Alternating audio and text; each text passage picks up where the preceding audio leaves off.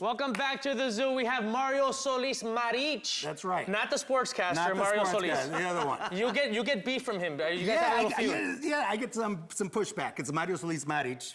But I get great dinner reservations when I just say Mario Solis. It kind of depends. And he also gets booked on all the sports shows to talk politics. Right, and exactly. Yeah. All right, Dennis, lead us through our was. That's right. What do we do? At the count of three, we will all scream "Hua" and sit down. You got it? Hua? Yes. Okay. 1, 2, 3. Hua! All right, nice, that felt good. Feels good, huh? Yeah, that's nice. It kind of breaks the ice. It does break the ice. So I used to listen to you when you were the radio host on 1150 here in LA. That's right. When it was a liberal talk show host. Right, before it went completely right-wing. It just went like nuts, right? Why isn't there any more liberals on radio talk show? I have to, and I'm going to write a piece about this later on in the year because it really changed a lot.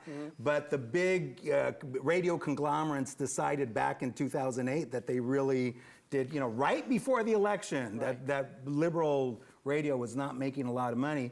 But if you actually look at the rate for that particular station in particular, you look at the ratings, we had better ratings than the folks they have on there right now. So, Than Rush Limbaugh. Yes. Well, the thing is that liberals have TVs and computers. So the Republicans have to listen to their news on the radio like it was 1932. Oh, that's my right. goodness. And we'll be doing a podcast coming up soon. Oh, good. On the internet. On the internet. So Republicans will not find you. That's right, but you will. Thank you. So Mario, there's this one thing that I read that I found really interesting. Okay. It's about your bumper sticker. About my bumper sticker? The bumper sticker in your car that says "Ready for Hillary." Oh, yes. Are you? I am. Are we? Do you think Latinos are finally, ready for her? Is she ready for us? I think she's ready for us, and I know that we're ready for her. If you look at the, poll numbers and everything, Latinos and Latinas have really, supported her. It was a rough campaign in the primary. I think that the choice between her and Trump, for 89% of us is absolutely clear. But I'm absolutely ready. When she was when she was the first lady.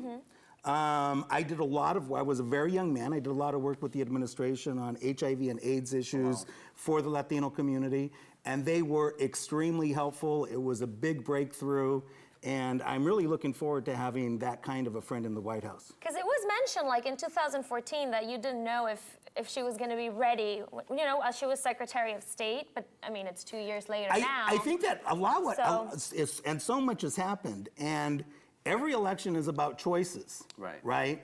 And so if you look at somebody that you might be slightly uncomfortable with, I personally am not uncomfortable with her at all, but I know some people are, and you look at somebody who's like completely not ready. Bananas. I mean, would you actually even put him in charge of anything? I wouldn't put him in charge of Trump International Incorporated. And The Apprentice. Right. So he was good at Celebrity Apprentice. He was okay at Celebrity. You're fired. That's all he should do. He's an entertainer. That's all he should be doing. That's all he should be And doing. even then, he was scary. But I have a question about what you just brought up because it's an important issue. And why do you think, at least in my experience, Latinos should be more vocal about disliking Trump, yet I don't hear a lot of pushback about the things that he said?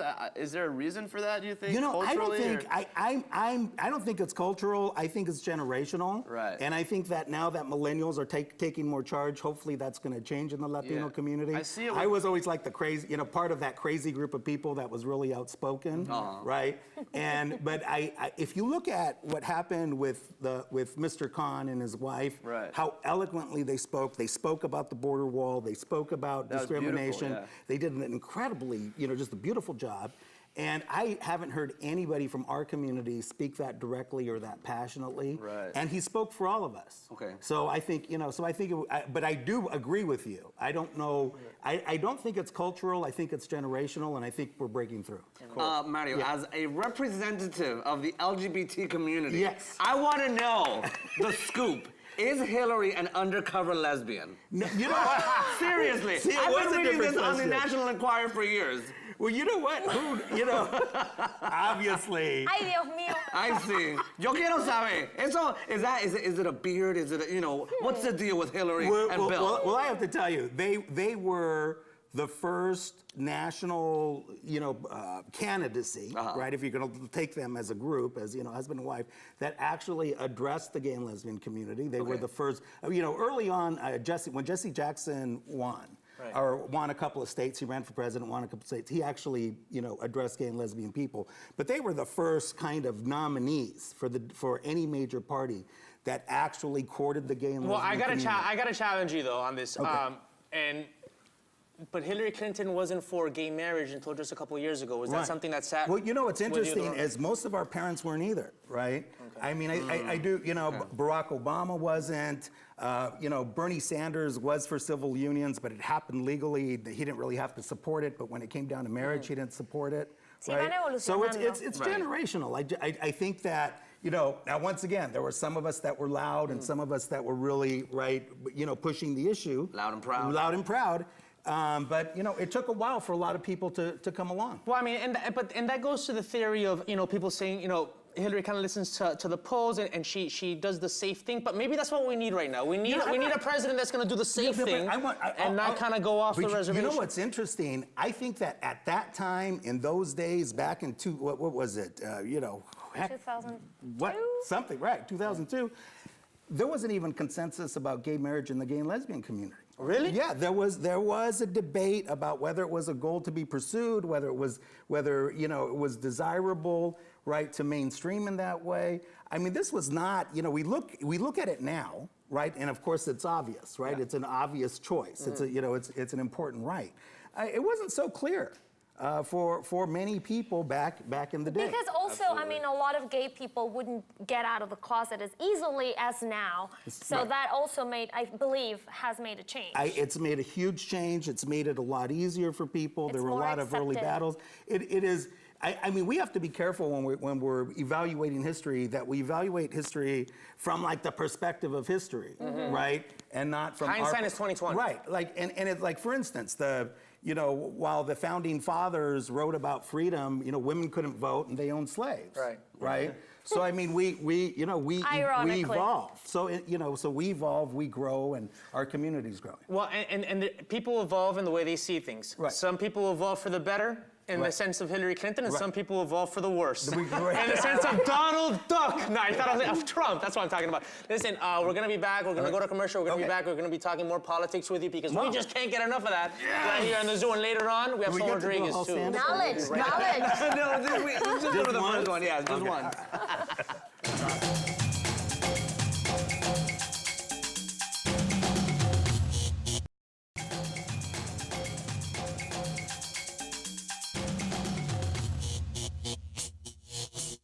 This is my peace dance. Check it out. If Richard Nixon would have done this, history would have looked at him a lot kinder. It would have been different. I don't know about that. Okay, me neither. So I have this theory that I keep on telling people, and then, 1 week it looks like I'm wrong and I'm being presumptuous, and then 1 week it looks like I'm right, and it's that Donald Trump does not really want to be president. He doesn't want to wake up at 5 o'clock in the morning to any CIA report for some country he's never heard of. There's even reports that he offered the vice presidential job to Kasich, saying, you're going to handle both domestic and foreign, and I'm going to hold on to the state dinners. That's what I'm going to do. Every time Donald Trump goes up in the polls, he implodes and says something that you got to think he knows is incendiary and irresponsible. So my theory is he wants to come up runner-up, come up very close, and then go back to his private life with this kind of like semi-victory of being considered for the President of the United States. Is that my conspiracy theory? Well, you know what? That's out there. I had a friend who bet me that, and she finally gave in. We bet cocktails for a night. She finally gave in last week. I collected on Saturday. But how did she give in? The election hasn't happened yet. Because his major implosions to come. There's certain implosions. There's going to be a big one, I can tell you. I think that he desires it. I don't think he desires the presidency. Yeah, I don't think he did at the beginning. I think at the beginning it was a publicity thing, and then little by little he was like, "Hey, I could do this. I could run everything. I could sell everything. I could buy everything." Right? Seriously. He just went kind of nuts. But I do think that you're absolutely right on. There's a self-destructive quality that every time things go just smooth, and now it's gotten down to for a day or two, right, that he completely explodes. So he does have a really self-destructive quality about him. And that's becoming apparent. And imagine if he, the problem with it is that it's okay when he's like, building a golf course. Right. But it's not, right? But not for the White House. But it's not when you give them bomb. They're going to hand them the bomb. They're going to hand them the case with the controls. I mean, Joe Scarborough the other day said he was in on a meeting with a foreign policy advisor where Donald Trump kept asking 3 times, but if we have nukes, why can't we just use them? Why can't we? Yeah. Okay, that's a big disqualifier. Yeah. So what's the deal with the Latino community that is actually supporting him? What's your approach on that? I know it's very few. Not only but Latinos, but gay people. I'm curious to hear your How about opinion gay on them. Latinos? Gay Latinos. Gay Latinos supporting that support Trump it. and Right. and the Republican Party and Latinos as well. I think that there's always there's always that small group. Now, usually, right, that group amongst Latinos that supports a conservative candidate is usually about 25%, right, as a base, and then they could usually grow it. So right now, he's got 14% of the Latino vote. I don't know who they are. I haven't met any of them yet. That's my question. We gotta start tweeting me. I'm secretly hoping I meet them just to be like, what are you doing? Like, give them like a we're time gonna of start day. tweeting us They're tomorrow. like those right? whitewashed Minutemen, you know, like those that token Latino on like the Minutemen. He's like, I'm gonna get my cousin if he comes Right. over here. That's Right. exactly my point. Who are these people? You know, let's be Whoever you careful. are, They're gonna tweet start. us, They're gonna, please. yeah, tweet us. There are That's pictures right. at the what I RNC of white people holding up Latino for Trump signs because Latinos want to Really? do it. You know? Right. I saw this cowboy hats, white people with beards holding up Latinos for Trump. I know So don't Cuban who they Well, are. a lot of people Cubans are Republicans. that That's true. support them because they are so against communism to the extreme. Totally. But that now they support him. But a lot less than you would think. I mean, Carlos sure. Curbelo, who's I a live with one. who votes for Trump? Yes. Do you want to say his name and shame him on air? It's a she. No, it's a she. I love her, but Okay. she's from Cuba and she lived communism, on a personal level. Right. She had to come to this country with her child and And really. she wants authoritarianism again. It's not so much that. It's more the fact that she doesn't want to have to do anything with the Democrats. Yeah, Right, they right. associate. I mean, Period. Cubans associate the Democrats with the next step to socialism, and that's why. Exactly. But a lot of Cubans, I'm surprised. A lot of my friends who are Republicans, only the 2 extreme ones are voting for Trump. The rest of them are like, we can't do it. They're going to do third-party candidates or vote for Hillary. And Carlos Curbelo, who's actually a congressman in Miami, who I went to school with, and I have a lot of funny stories that might embarrass him, but Let's I'm not do going it to do now. it. Let's You do know what I'm it. talking about? Yes. Very Bring it conservative. over. He came out and he said never Trump. So, and a lot of Republicans right now are saying the only Republicans supporting Trump at this point are Rudy Giuliani and Newt Gingrich. Yeah. That's it. I'm even Because surprised they're your doing it. friends recognize ignorance. See, there's a difference between someone who, maybe his policies aren't right or accurate versus someone who actually doesn't know what he's doing. Like Donald Trump has no business being there. So no matter what your affiliation, you can recognize if you're intelligent and thoughtful. But let me share something with you. 14%, that is major progress, by the way, that only 14% are supporting him. But this is how much power we have in the Latino community. Nobody could become president of the United States unless they have about 42% of the Latino vote. Right? I wanted to ask you that And because are there enough? So we could basically go ahead. No, are there even enough Latinos voting or registered to amass 42%? Okay, so what we mean by that is of the Latinos that are going to vote, not all Latinos, but of the Latinos that are going to vote, the winning candidate has to get 42% of our vote in order to become president. So we have basically veto power.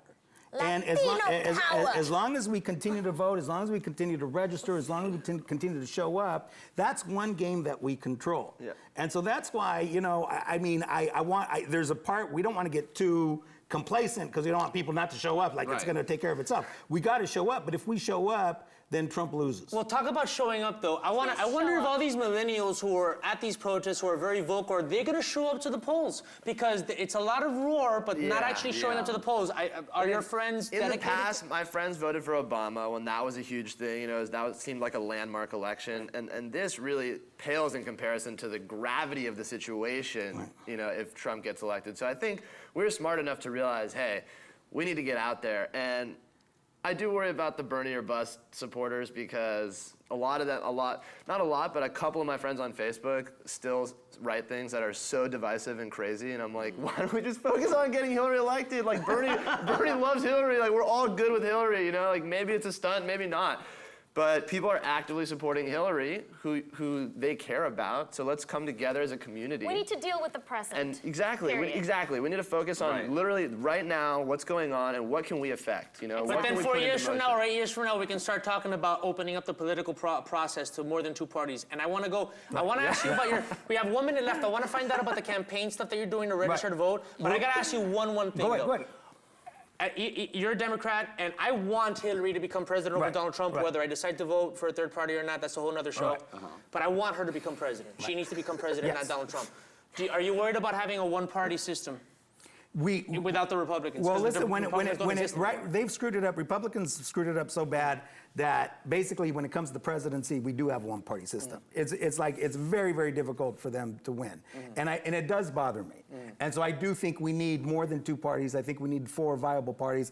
I don't think this is the year to build it. Okay, right? good point. I think that you build it. That's what my producer Andres Palencia keeps telling me every day in Bruno too, and I'm almost there. I'm almost there. Yeah, God bless you, But we'll because you build it like running for school board. All these third parties, fourth parties, fifth parties. Now when the devil has a chance to become president. Right. Tell people what campaigns you're working on. Well, right now I'm working with Latino Victory Fund. That's a national organization that is supporting Latino candidates, specifically 2 here in California. Independently, Nanette Barragan, who's running for Congress, and Luke Correa, who's running for Congress as well. So we're doing that work. We're doing work actually reaching out to millennials who have no party preference and helping them like enroll in the process and get active and vote this year. I love no party preference people. Those are the best. Is that you? Is that MPP? No party. I've been independent since I registered as an 18-year-old. So there you No go. So preference. so we're reaching out to people like you. Make sure. I have a sexual preference, by the way. I just don't have any political preference. By the way, Just thank you saying. so much. Thank man. you. You've been amazing, guys. By the way, come it's back. great to be here. Thank you, and come back right before the Gracias, election so we Mario. can talk about Donald Trump's big implosion.